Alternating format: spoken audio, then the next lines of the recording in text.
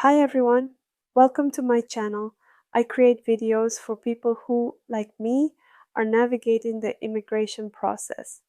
I'm not an immigration attorney, so everything here is based on publicly available information, my personal experiences, and insights shared by my subscribers. This video is simply a final checklist to help you ensure that your packet includes all the necessary information before sending it to USCIS. I'm going to walk you through exactly what should be included in your packet and what signatures you need to double check before sending it off. This video is especially helpful for marriage-based applications where you've already filed your I-130 online and you're eligible to send both the I-130 and I-485 concurrently. Let's dive in. First and foremost, place your passport-style photos at the very top of your immigration packet. Before doing so, make sure you've written your name on the back of each photo to ensure they are properly identified. In my example, I'm including 2 photos for each form. To prevent them from getting lost, put them in a small envelope or clear plastic bag and secure it to your file. And make sure to write your name on the back of each photo to ensure they are properly identified. For example, since it's my photo, I simply wrote my name and surname on the back to ensure it's properly identified. Next up, payment. How you include it depends on your chosen method. If you're paying with a personal check or money order, put it right after the photos. If you're paying by credit card, using Form G 1450 and double check that you sign it, that form should go next in this same spot. This time, I'm using a money order. Make sure you fill it out exactly as USCIS specifies.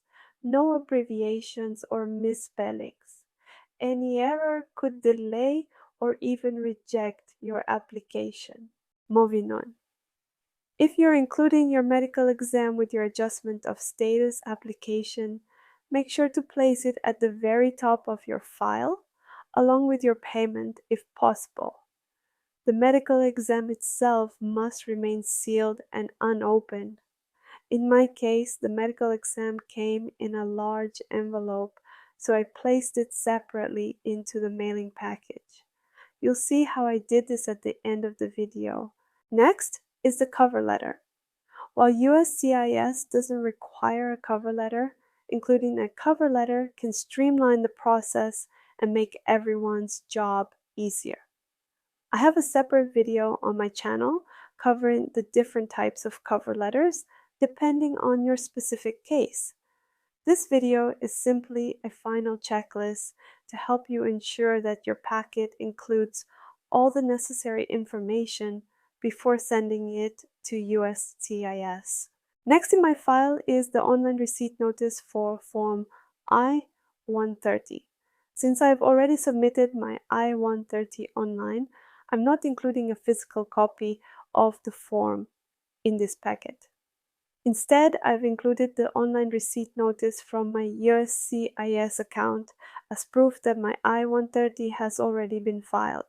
You can download your online receipt notice immediately after submitting Form I-130 online. Simply print it out and include it with your application. Again, I have a step-by-step guidance video on my channel that walks you through how to fill out all the forms mentioned in this video. Moving on to the adjustment of status application, I've used the color divider and added the notification form G1145 here.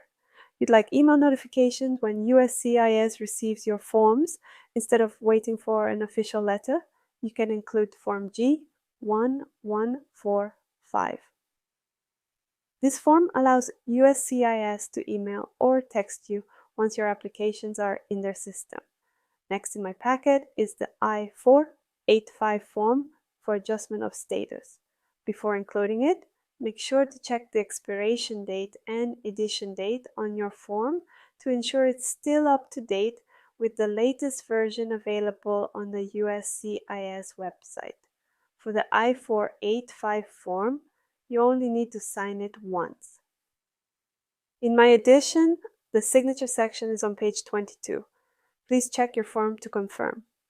Sign with black ink and double check that the date of your signature on form I-485 is the same as or later than the date on your receipt notice for form I-130, which you filed online.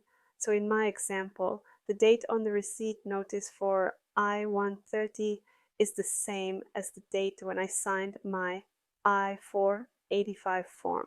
And please make sure that the barcode at the bottom of the page prints correctly and that you include the final page of your form, known as the additional information page. Even if you don't have any extra details to provide, like in my case, you must still include this page in your application. Moving on, the next item in my packet is a copy of my government-issued identity document with a photograph. In my case, this includes a copy of the first page of my passport and a copy of the page with my tourist visa. Next in my packet is a copy of my birth certificate along with its English translation and the translator certification. Make sure your translation includes a signed certification from the translator, confirming that they are competent in both languages and that the translation is accurate. Next is arrival departure forms, I-94. Next is a copy of marriage certificate, which we use as a documentation showing my relationship with the principal applicant. Next is an optional document, my Social Security number, SSN. I'm including it because I received my SSN years ago when I was in the US on a student program. As you may know, you only get one Social Security number for life. So if you've ever been issued one, it's a good idea to include a copy here as part of your application. Moving on, the next form in my packet is Form Y-864, Affidavit of Support. Once again, check the expiration date and edition date on your form to ensure it's up to date. Also, make sure that the barcode at the bottom of the pages prints correctly. For Form Y-864, your sponsor needs to sign it once. In my edition, the signature section is on page 10. Double check your form to confirm. Sign with black ink and double check that the date of your signature on Form Y-864 is the same as or later than the date on your receipt notice for Form Y-130, which you filed online. Additionally, make sure to include the final page of this form, known as the additional information page. Even if you don't have extra details to provide, like in my case, you must still include this page in your application.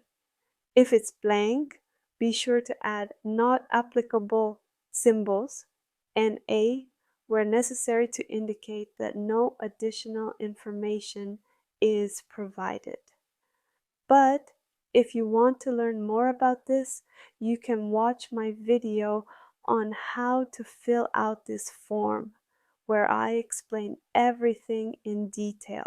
Next is the supporting evidence and required documents for Form Y-864. Keep in mind that in my case, I had only one sponsor, my husband.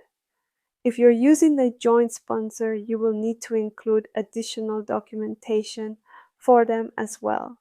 Since my sponsor is my husband, the next documents in my packet are a copy of my husband's US passport and a copy of his naturalization certificate, if applicable. Next is financial evidence, and financial evidence can vary depending on your sponsor's financial situation. In my case, I included IRS tax transcripts for the most recent 3 tax years, copies of W-2 forms for the most recent tax year, pay stubs from the most recent 6 months, copies of individual federal income tax returns for the most recent 3 tax years. Make sure to include all necessary financial documents based on your sponsor's situation to demonstrate their ability to meet the income requirements. This is just an example, and I'm not showing the actual documents for privacy reasons. After that, I've added a color divider and printed my employment authorization and travel document applications, Forms I-765 and I-131.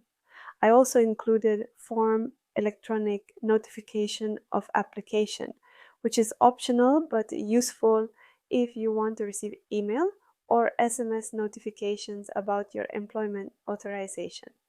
Moving on, the next item in my packet is Form Y-765, Employment Authorization. Once again, check the expiration date and edition date on your form to ensure it's up to date. Also, make sure that the barcode at the bottom of the pages prints correctly to avoid any scanning issues. For Form Y-765 Employment Authorization, you only need to sign it once. In my edition, the signature section is on page 4. Please check your form to confirm. Sign with black ink and double check that the date of your signature is the same as or later than the date on your receipt notice for Form I-130, which you filed online. Additionally, ensure that you include the final page of this form, known as the Additional Information page. Even if you don't have extra details to provide, you must still include this page in your application. Okay, and the last form is optional, so it's completely up to you. How you organize your packet is I-131 travel document application.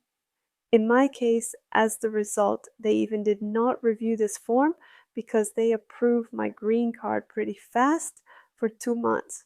And I don't added notification form for this travel document application. So next in my case is I-131 travel document.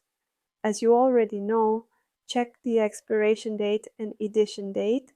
Check that the barcode at the bottom of the pages prints correctly. Check that you include the final page of this form, known as the Additional Information page. For this form, you only need to sign it once. In my edition, the signature section is on page 11. Please check your form to confirm. Sign with black ink and double check that the date of your signature on this form is the same as or later than the date on your receipt notice for Form Y-130, which you filed online. Okay, we've done most of the hard work, and now it's time to mail our packet. I'm using USPS, and your envelope might look something like this. You can also pick up an envelope and a mailing label at the post office and fill in the address at home. I chose the fastest shipping option to ensure my packet arrives quickly and securely. Double check the address where you're sending your application. If you're unsure about the correct filing address, I have a separate video explaining how to find the right USCIS mailing address for your specific form. Be sure to check it out. That's it. You're now ready to send your documentation. Before we wrap up, let's go over a few quick reminders. First, do not send original documents. Only submit copies of all required paperwork. Second, print everything single-sided, no double-sided pages. Third, USCIS does not allow stapling or paper clips. Instead, use a large binder clip like this to keep your document secure. No stapling or hole punching is allowed. And fourth, USCIS recommends using colored dividers to help them quickly identify each section of your submission. As you can see, I've labeled my documents, including these 2 forms, to clearly show what's included. I hope you found this video helpful. If you have any additional questions, feel free to ask, but first, be sure to check out all the resources I've mentioned. Good luck with your immigration process, and if you haven't already, subscribe to the channel and give this video a thumbs up. I'll see you in my next video. Bye.